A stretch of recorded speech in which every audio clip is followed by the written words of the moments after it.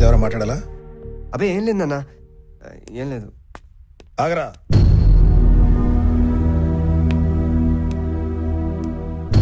నేను ఇప్పటి వరకు నా పిల్లల్ని ప్రేమగా పెంచానని అనుకున్నాను. నా నమ్మకం నిజమే అయితే నువ్వు చెప్పాలనుకున్న విషయం చెప్పకుండా వెళ్ళావు. అదేం కాదు నాన్న, నేను మీతో మాట్లాడాలనుకున్న విషయం. లవ్ చేసావా? లవ్ చేసావా? లవ్ చేసావా? ఆ విషయం మీతో ఎప్పటి నుంచో చెప్పాలనుకుంటున్నాను నాన్న.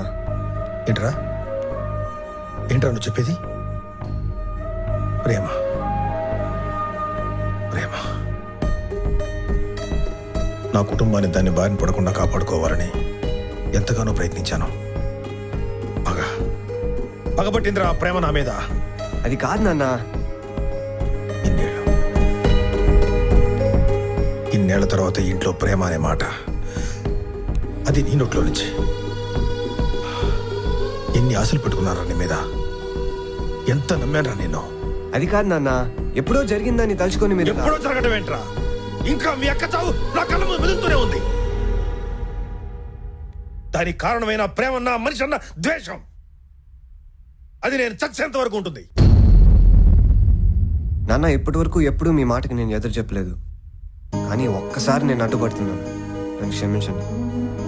20 సంవత్సరాలు మనతో కలిసిన అక్క మనకి దూరం అయిందని మీకు ఎంత బాధగా ఉందని నాకు తెలుసు. కానీ మీకు ఎవరికీ తెలియని విషయం ఒకటి ఉంది, చెప్పమంటారా? పాపం కేశవ్ గారు 20 రోజులు ప్రేమించిన అక్కని దూరం చేసుకున్నందుకు ఇంకా అక్క మిగిల్చిన జ్ఞాపకాలనే నెమ్మరు వేసుకుంటున్నారు. అన్నీ ఉన్న ఆయన జీవశ్చంలా బతుకుతున్నారు. దానికి కారణం ఏంటో తెలుసా నాన్న? మీరు ద్వేషిస్తున్న ప్రేమ అనే 2 అక్షరాలు. అంటే ఈ ప్రపంచంలో ప్రేమ మాత్రమే గొప్పదని నీ ఉద్దేశమా? అది చూసే కళ్ళను బట్టి ఉంటుంది నాన్న. అయినా చిన్నప్పుడు మీరు చెప్పిందేగా, ఒడ్డు మీద నించున్న మనిషికి నదిలో ఎంతో అని తెలీదు. అదే నదిలో నించున్న మనిషికి లోతుతో పాటు ఒడ్డు కనిపిస్తుంది కదా నాన్న. చూసావా లక్ష్మి, నీ కొడుకు ఇంత బాగా మాట్లాడగలడని ఇప్పుడే అర్థమైంది. ఇంకా ఒడ్డు మీద నుంచున్నానని బాగా అర్థమయ్యేటట్టు చెప్పాడు. నేను కావాలో అమ్మాయి కావాలో తేల్చుకోమని చెప్పేంత కసాయిని కాదురా, కన్న తండ్రిని. కానీ లోతు తెలుసుకున్నాక ఒడ్డుకు చేరుకోవడానికి ప్రేమ నది కాదురా, సముద్రం. ఆ సముద్రాన్ని జయించే శక్తి నా ప్రేమకు ఉంది నాన్న, అర్థం చేసుకోండి.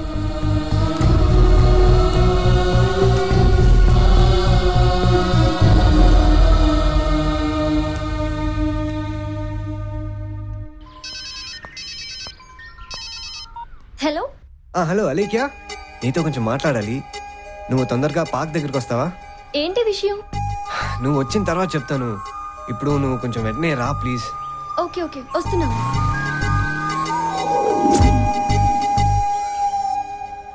ఏంటి శివ, అర్జెంటుగా కలవాలి అన్నావు? చాలా రోజుల నుంచి నీకు ఒక విషయం చెప్పాలనుకుంటున్నాను. దేని గురించి? I love you. I love you Alekhya. Alekhya, Alekhya. Shiva, ఇది నీ మనసులో నా మీద ఉన్న ఒపీనియన్. అంటే ఏంటి అలేఖ్యా నువ్వు అంటున్నది? అవును శివ, నేనెప్పుడు నిన్ను ఒక మంచి ఫ్రెండ్లా చూసానే తప్ప ప్రేమ అనే ఫీలింగ్తో ఇన్ని రోజులు నీతో ట్రావెల్ చేయలేదు. ప్రేమ అనేది మనసుకు సంబంధించింది.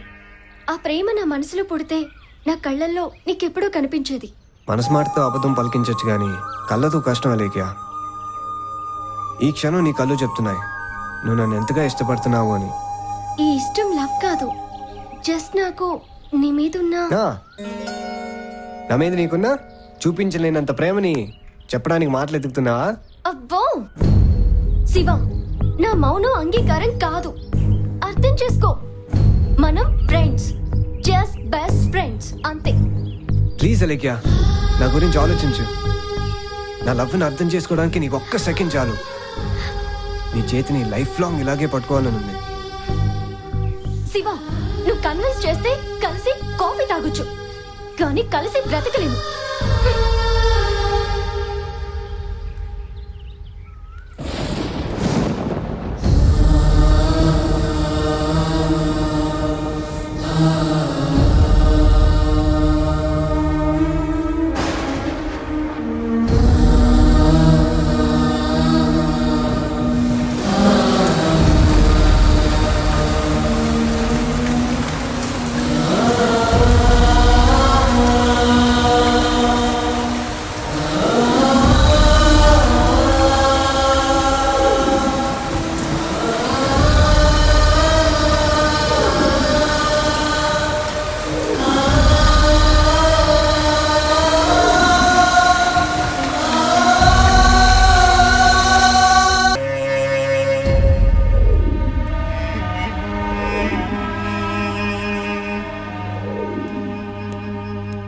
సిస్టర్ శివ అని పేషెంట్ రూమ్ నెంబర్ 204 సార్. మళ్ళీ ఎందుకు వచ్చావు?